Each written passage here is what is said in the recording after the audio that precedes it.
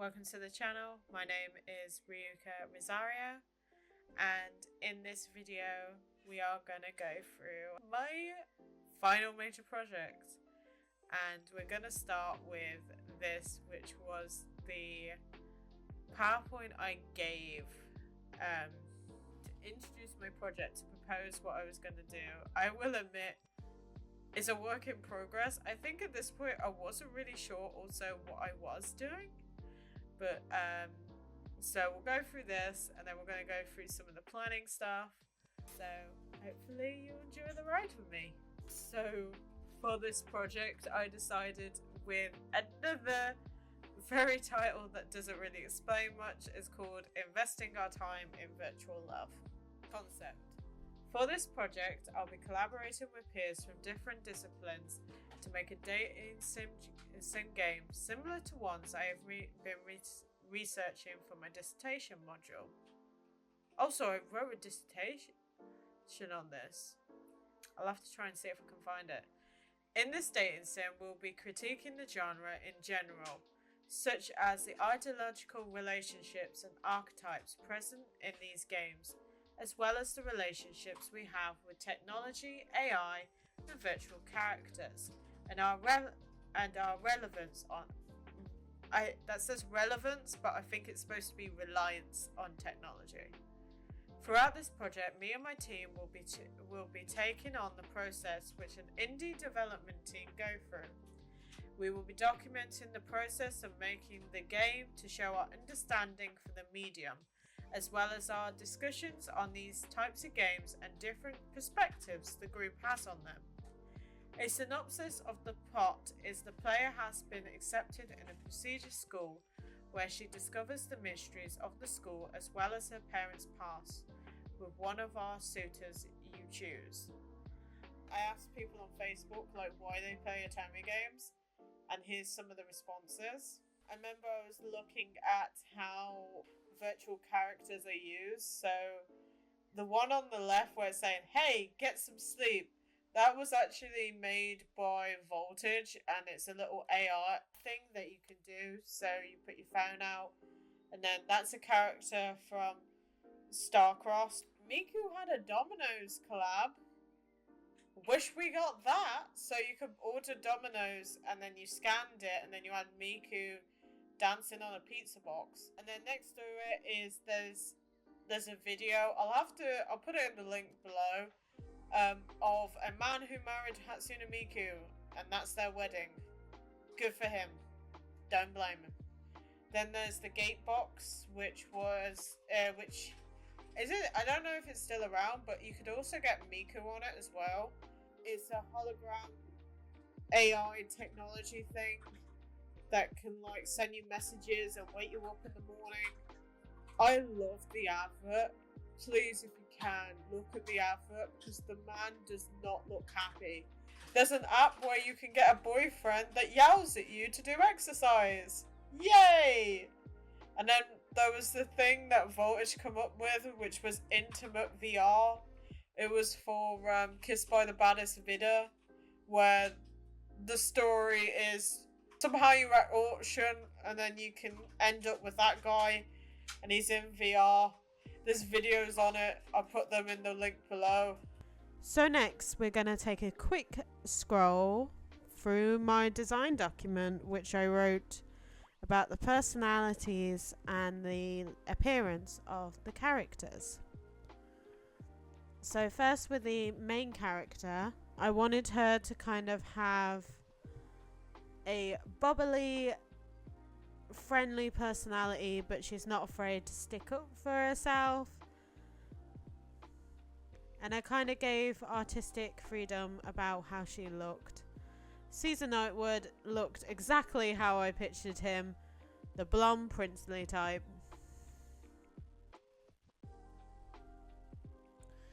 And then personality, I wanted him to kind of be like Yuri from Dance with Devils.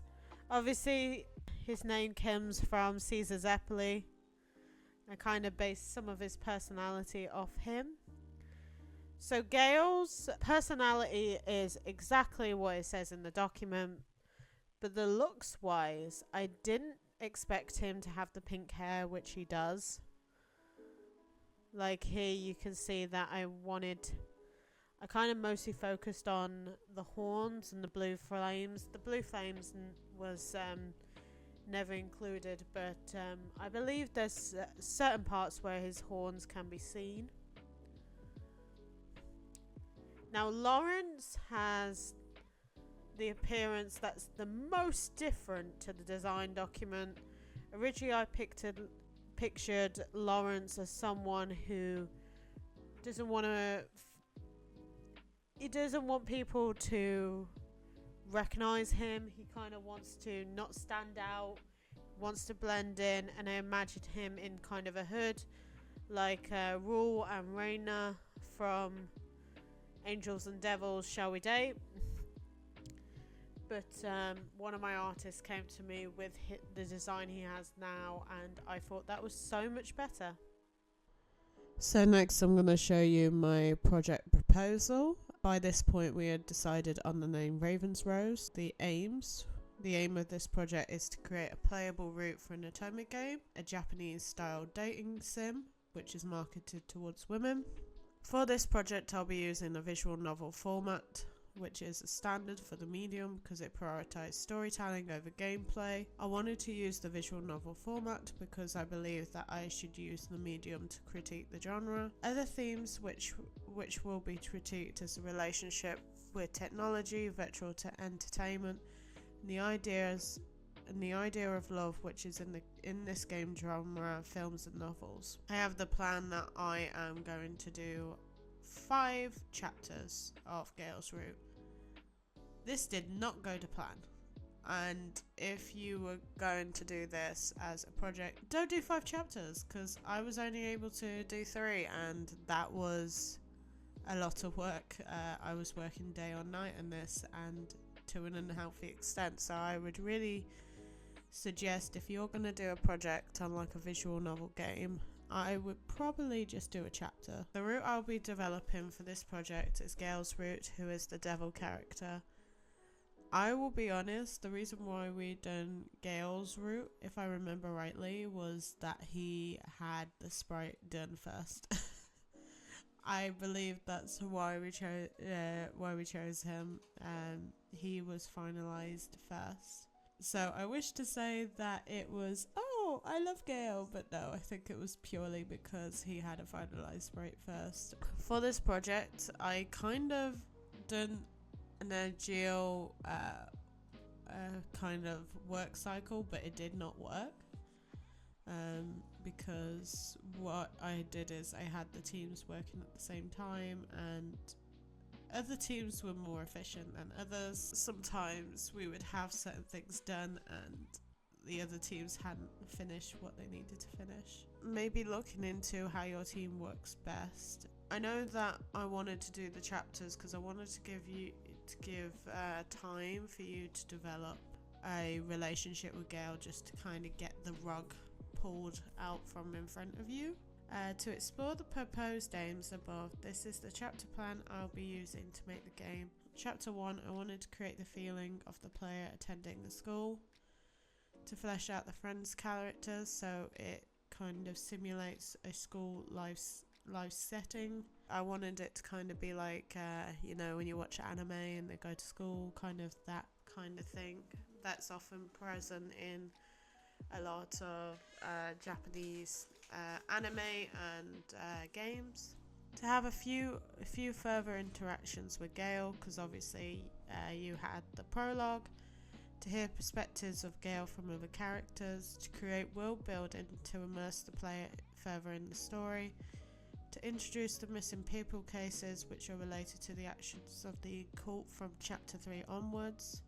So chapter 2, to further relationship between Gale and the player, to show the stereotypical romance scenarios which are evident in the genre, to create an ideological idea of how romance develops like the ones shown in the genre and other romantic fiction, to give hints that Ellie is active while the console is off, to introduce more choices on how the player can interact with Ellie to dictate her behaviours in later chapters, Chapter 3, Ellie will become corrupted.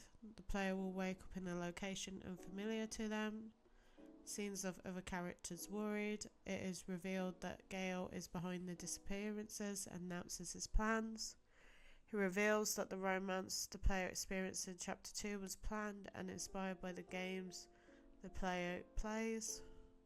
The game I'll be making has taken inspiration from 3 Otome titles, these being Color X Malice, Profore Fated Dreams, and the Diabolic Lovers franchise. This because I wanted to look at the fetishism, can't say that word, of supernatural romance and Stockholm Syndrome. The fetishism of supernatural romance relates to Diabolic Lovers the most. This is because it focuses on developing relationships with vampires. Fans of Color X Malice and Profore will be interested in the game because of how it tackles darker themes while still portraying a romance. Color X Malice and the game I'll be creating both have investigation themes. In Color X Malice, the player investigates the cases of Shinjuku, where my game, the player investigates the mystery behind the main character's parents' death. Themes of the occult are inspired by the actions of the terrorist group Adonis in Color X Malice.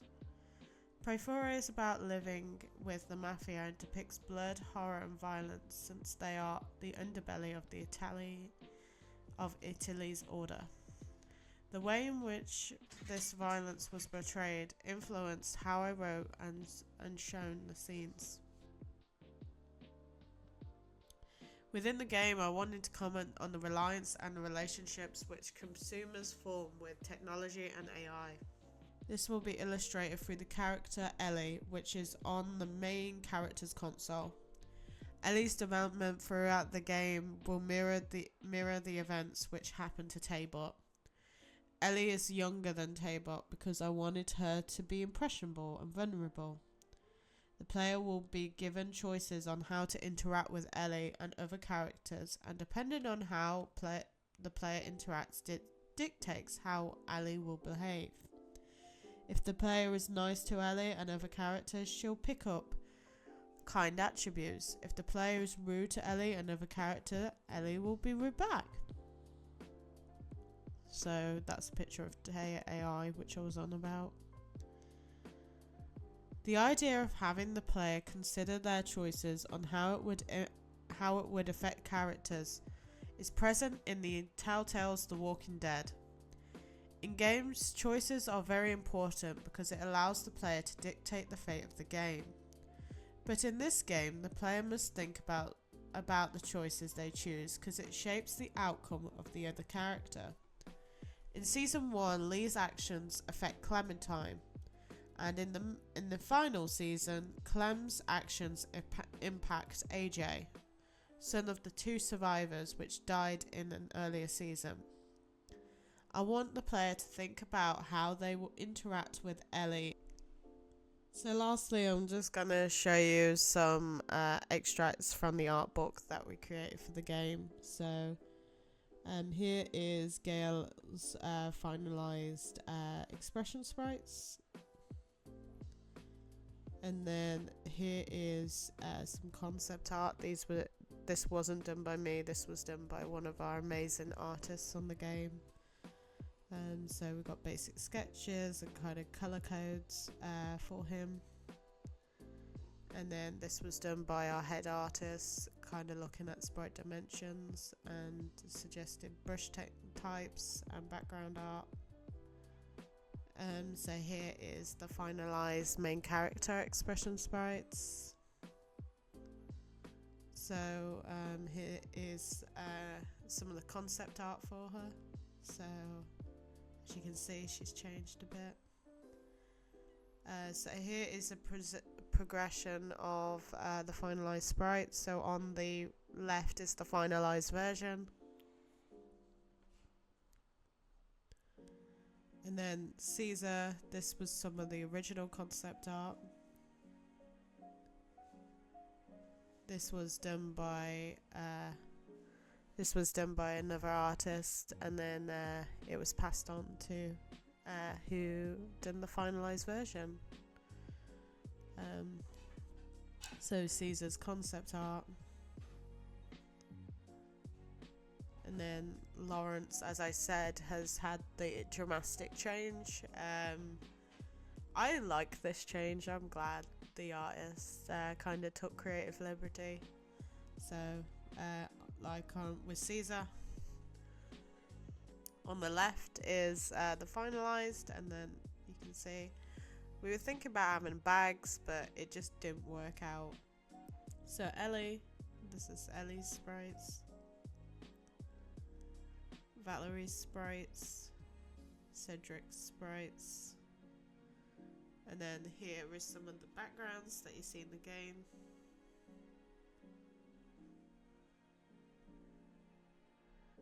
Then here's some of the UI. This is some of the finalized objects and with their concept art.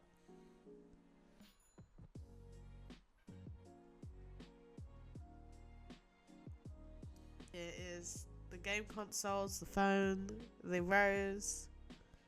Here's some from the pre-alpha stage, some screen grabs if you're interested. One of the lead programmer actually came up with the